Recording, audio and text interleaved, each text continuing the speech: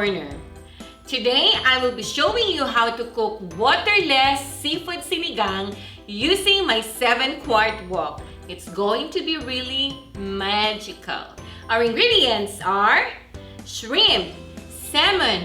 You can use any fish that you want, milkfish, tilapia, or pampano, whatever. But what I'm using right now is our salmon because it's my favorite and it's rich in omega-3. We have 2 pieces of tomatoes sliced, 1 whole onion also sliced, 2 pieces of our lemon. Then we also have at least 2 thumbs of your ginger. Then additional optional for you guys is your jalapeno. And of course, a whole Napa cabbage. You can definitely also add sitaw, string beans, or daikon. You can add anything, but what we have here right now is just a whole Napa cabbage. And I'm gonna be using a tamarind soup base, but what I'm using right now is 0 MSG and it's Mother's Choice brand. I love that, but you don't really have to use it. You can actually use calamansi to make it sour, or maybe 10 pieces of lemon. Now, to start, all we need to do is dump everything. Wow, yes, you heard me right. You can actually make sinigang waterless without any sauteing and no more oil, no more water. Okay, so to start with, all we need to do is just dump our ginger.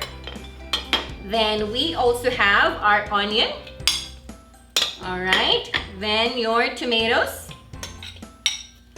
Wow, look at this. And then just to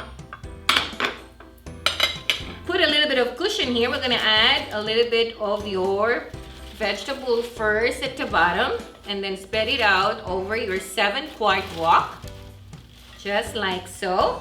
And then we can dump your shrimp. What I'm using here actually is a frozen shrimp, but you don't really have to. You can still cook everything fresh. All right, and then I have my salmon. Okay, wow, look at this. Isn't this magical? All you need to do is just dump without boiling any water. Then we're just gonna add 2 pieces of your jalapeno, and what I need to do is squeeze some lemon on top of my salmon and my shrimp. By the way, I did not put any salt in my shrimp and salmon.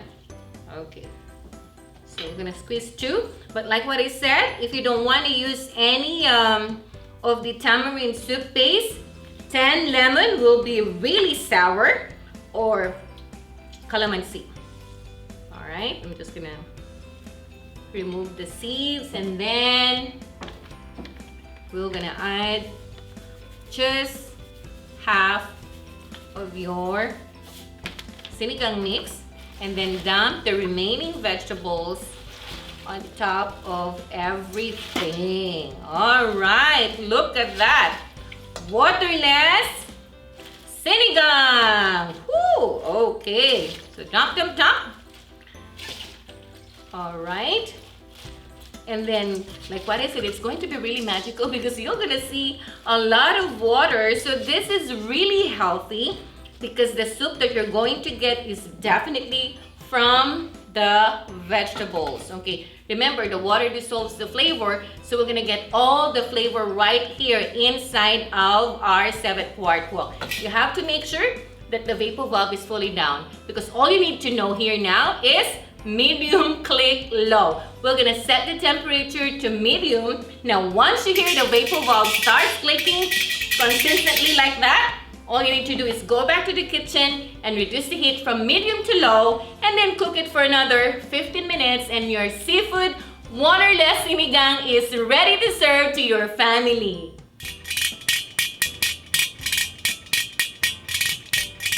Now that the vapor valve is clicking, all we need to do is reduce the heat from medium to low and then cook it for another 15 minutes, and your sinigang is all ready to serve. Woohoo! Now 15 minutes is up. We are ready to check our waterless seafood sinigang. Wow, I'm so excited. Remember, we started cooking it without the use of any water. So now, let's begin to check. Wow, look at this.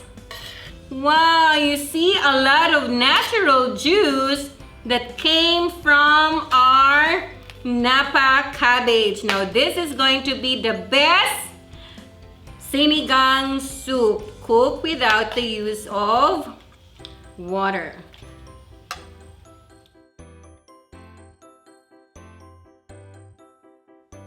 Don't forget to like and subscribe to Naomi's Corner for more delicious recipes using Saladmaster. Stay amazing!